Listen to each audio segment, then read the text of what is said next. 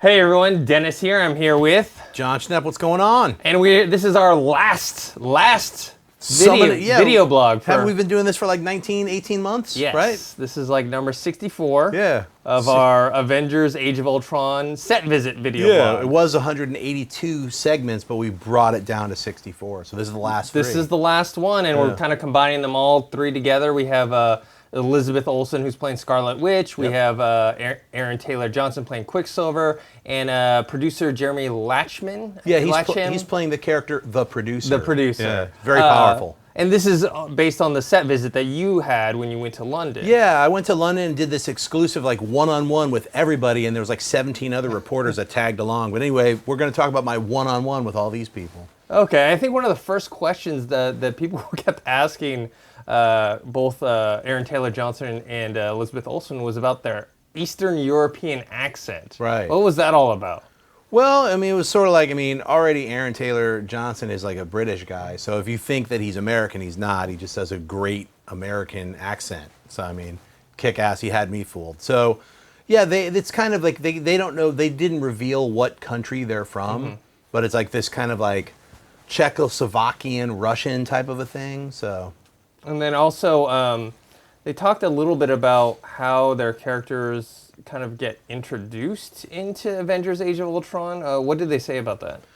Well, they're the baddies. They're the bad guys. They were like kind of like sort of like they're working with Ultron. You know, they're like you saw a Winter Soldier, so this isn't like spoilers. They're revealed at the end with Baron Strucker. And you see, they're called the Enhanced, or they're the Miracles, because I'm pretty sure that Strucker has one of those Infinity gems, Infinity Stones, and they're using that to create these meta-humans. So. Well, speaking of Baron Strucker, the producer Jeremy mentioned something about the opening sequence. Yeah, man, it's like the opening sequence. You guys have spoiler alerts on this because this is about to get spoilery. So. All the Avengers have already been working for, probably like about 6 to 8 months together, doing all these different adventures, working as a team. So this is just another, all right, Avengers assemble, they're on a mission, they bust out. It's like a big action sequence. Like if you just open a comic book, there's the splash page. That's kind of how it's going to be feeling. You've seen clips from the trailers where, they're out in the snow, it's all of them like flying, and now you've seen Avengers trailer, the third trailer where they're like all jumping and stuff. It's like, that kind of thing is like, wow. I even wonder if that's like where like freeze frames or something while they're in mid jump and it's like Avengers, Age of Ultron. If there's like the screen explodes or something, because that's kind of what they talked about when they were like saying, yeah, this is a really big action scene with all the Avengers working together. And that's just the opening of the film. Just to kick it off, to make sure you guys know, this is the Avengers. Yeah, everybody's in it. Everybody's doing stuff. And you don't have to like see them form together again. No more re-origin story. It's it's right off the top. So with Quicksilver and Scarlet Witch, what did they say about their costumes?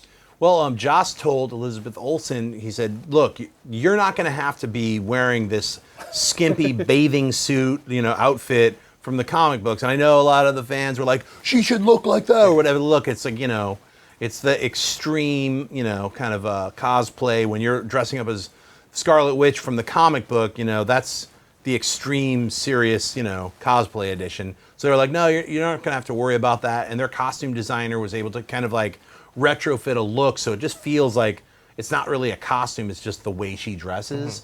The same thing with Aaron Taylor Johnson. He was like, he's just wearing like some like extreme sports, like, slappy body type stuff that you'd find at any of these sporting goods places. That's why the costume looks like that, kids. Because it's, you're like, hey, that doesn't look like Quicksilver. No, it's just some kind of, running Speedo, but that he's wearing on his whole body. So, Yeah, and then what about their powers? Because you guys asked them questions like Quicksilver about his powers, the way it looks, and kind of in comparison to the X-Men franchise. Sure, the other Quicksilver, which is actually played by Ass Kick from Kick-Ass. Evan Peters. So, yeah, it's pretty amazing that both of those guys jumped off to be the running people.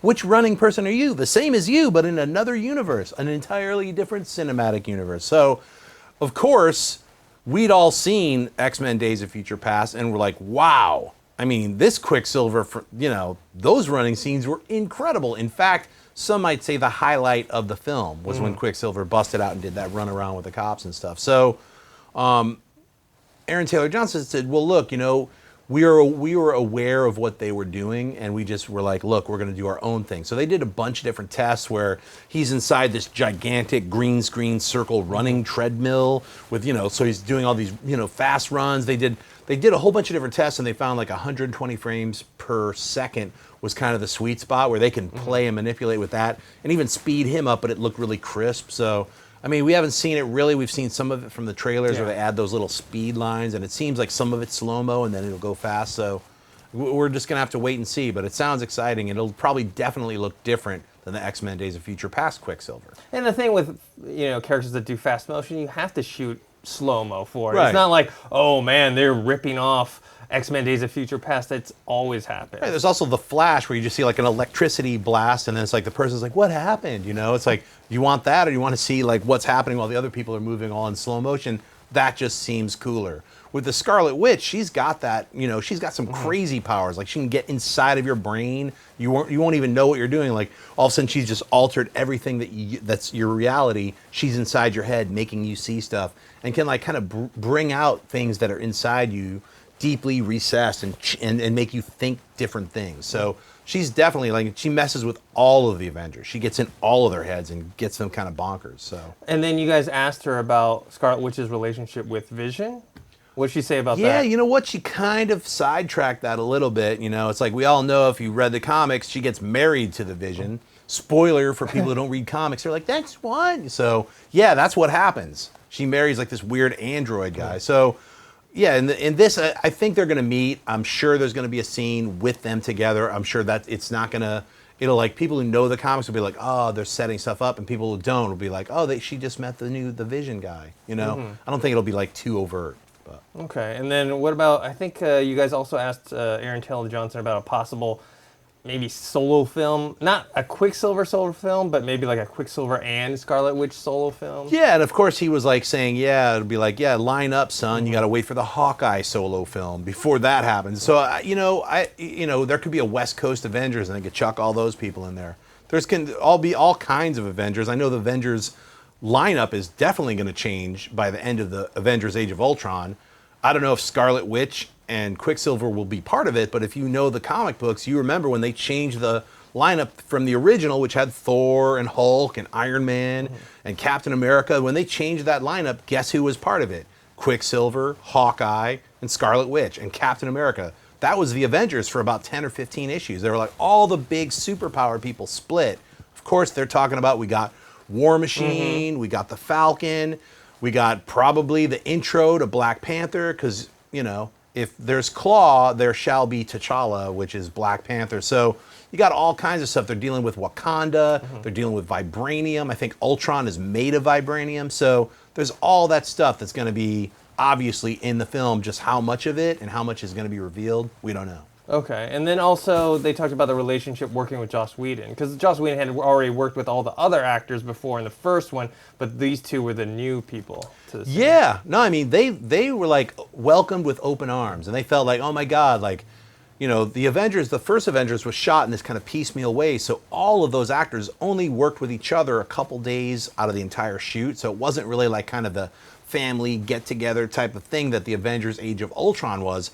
Everybody's hanging out, having dinners together, drinking, having fun together. It was like this big, hey, we're part of the Avengers, 8-month Odyssey, 12-month Odyssey, however long they were on set, they were all hanging out together. And that's why, Aaron and Elizabeth felt so welcomed. I mean, the other thing, another question that came up was like, hey, you guys were like, married in Godzilla, and now you're playing brother and sister. Isn't that weird? And they're like, well, not really, we're actors. But they kind of were like, look, in the Godzilla script, when we first got it, we were going to play brother and sister. And then it just kind of changed. They were like, well, we're still thinking about, brother and sister, but we're thinking stronger about you being husband and wife and having a kid. And that's actually in the script, so that's what's happening. Yeah. And then they did that, and then they got cast as brother and sister a little bit later. So they never meshed over and were like, had to think about it in a weird way. They're like, hey, that's weird, now we're going to do this. And then they move on. They're and actors. also in Godzilla, they weren't really together very much. They're separated for most of the movie. Yeah, there's like he's off doing one thing, she's in the hey, I've got the kid in the bus, and then they're on the bus and this and that. So they're barely in it. They like kiss in the beginning and kiss at the end. It's basically like they were brother and sister. So it's. And then you guys also asked Elizabeth Olsen kind of the differences between working on, because mostly she's been known for her indie film work, right? And now she's done Godzilla, and now Age of Ultron, which is even bigger. Like, what did she say about that? Just leveling up, having this bigger playing field. She felt really comfortable about it. So, I mean, both of them, I mean, Aaron more so than her has done all these bigger films. Yeah. So I think they both just feel really comfortable, and she likes to be able to jump back and forth and be able to do indie films and be able to play with the big blockbuster films. So. Okay. And then also, you guys talked to Jeremy Latchham, the producer, and there's like something that he talked about which you've been holding back that you wanted to reveal this whole time. You told us, but you haven't been able to say it. What is it? I can finally say it. Jesus. Thor fights the Vision in Avengers Tower, like full-on battle. It's insane. It's like, I think the Vision has just kind of come to life and woke up, and Thor is like, what's going on? We just had this giant blowout party. Everything in the Avengers mansion is, or the Avengers, everything in the Avengers Tower is all smashed up, and they had this giant party the night before, and that's that scene where you see like them trying to lift the hammer, and Captain America can just kind of move it. Well, the Vision can pick that hammer up and like throw it at Thor. It's like, that just shows you the Vision is pure of heart. So he's gonna have some major part in the entire film when he's picking up that hammer, Thor's throwing at him, he's just like, bam, no effect. It's like, what? It's fun. And it was really choreographed really well. I was super excited to actually be there to see that and watch that, because it made it really exciting. Like, we were doing all these interviews back and forth, and hey, let's go over and hang out on the Quinjet, which was awesome. We all got pictures of us on the Quinjet, which supposedly they'll be sending to us at some point recently, like tomorrow, so we can finally have those, because they're like, we got to hold on to them. So anyway, we got to see a whole bunch of stuff, but to me that was the most exciting thing. Like, I broke out my little sketch pad and was drawing what the Vision looked like, knowing that I can't tell anyone for months and months and months. I didn't even know how long it would be. I thought it would be like, it'll be like 3 months. It's been like 8 months or something like that. It's been insane. It's like, I knew the release date, but I thought, we'll be able to talk about this stuff. I haven't been able to tell anyone. I told these guys immediately, so they had to suffer with me and not be able to tell anyone. Well, no, even more suffers because we're jealous, because we wanted to be there. We wanted to see all that stuff that you got to see. Well, at least I got to share it. Yes. They didn't get to experience it like me and the other 17 people that just tagged along with me. Remember, these are one-on-one interviews that I conducted with these other people from like IGN and Collider, whatever. Anyway, this was incredible. That's the thing that I've been dying to tell people, is seeing that incredibly well choreographed fight scene in the Avengers Mansion with Thor and Vision was just fantastic. And that was just the tip of the iceberg. I can't wait to see this film. Okay. And then also, Jeremy, the producer, also talked more about kind of overall the Marvel Universe and how, this plays within, kind of hinted at maybe Thanos and the whole Infinity War stuff. What else did he say about that? Sure. I mean, this was, before they ever announced that the Infinity War was going to be happening. So they were like very, kind of cagey about what's going to be Avengers 3 and how things are going to play out. But he definitely was like saying, look, man, the Avengers lineup is going to constantly change from movie to movie. There's going to be new Avengers introduced, and old Avengers are going to leave, and maybe they're going to come back, but we don't know what's going to happen with Avengers 3, Avengers 4, Avengers 5, whatever.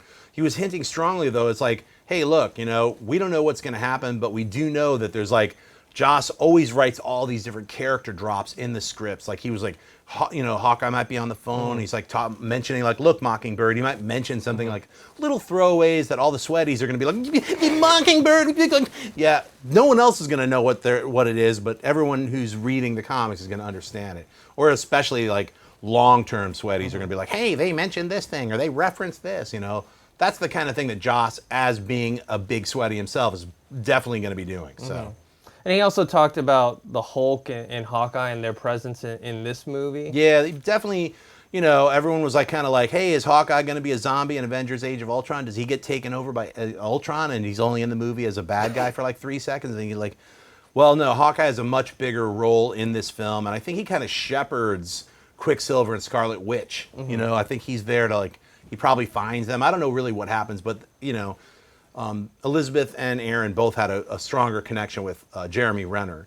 And the Hulk, basically the way Jeremy, the producer, there's two different Jeremys. He didn't get Rennered. He's the producer, the superhero, the producer. He was saying like how the Hulk, he doesn't have his own standalone film. And, since he doesn't, and he was so well received, Mark Ruffalo's Hulk was really like the knockout of Avengers. People were like, the Hulk's going to be in it. Then after the Avengers came out, where's that Hulk movie? Yeah. No one was asking for a Hulk movie until after the Avengers. Then everyone was like, look, we just wanted a Hulk movie with the Ruffalo Hulk. That's what we want, because we like that version of the Hulk. It felt right. Even though it was part of this ensemble team, it just felt like that's the Bruce Banner that should be Bruce Banner, and that Hulk version is the Hulk that I like, the one smashing Loki around and stuff, So I don't know. I think the Hulk is going to have a much larger role in this Avengers Age of Ultron, and probably every Avengers role up and through then, and maybe even get through some of the other movies. Yeah, because we haven't really seen him since the first Avengers. No. I mean, we saw Mark Ruffalo as Bruce Banner, right? A little cameo, yeah. But we haven't seen the Hulk. Right, I'm not that kind of doctor. It's like, hey, where's the Hulk? Well, you'll see him in Avengers Age of Ultron. Okay. Yeah. Well, is there anything last things that you want everyone to know? This being our last video. Boy, Avengers. Yeah. Thor fighting the Vision. Can finally talk about it. What's up? Yeah, they haven't shown. You just saw the Vision, just a real quick shot of his face. He looks amazing.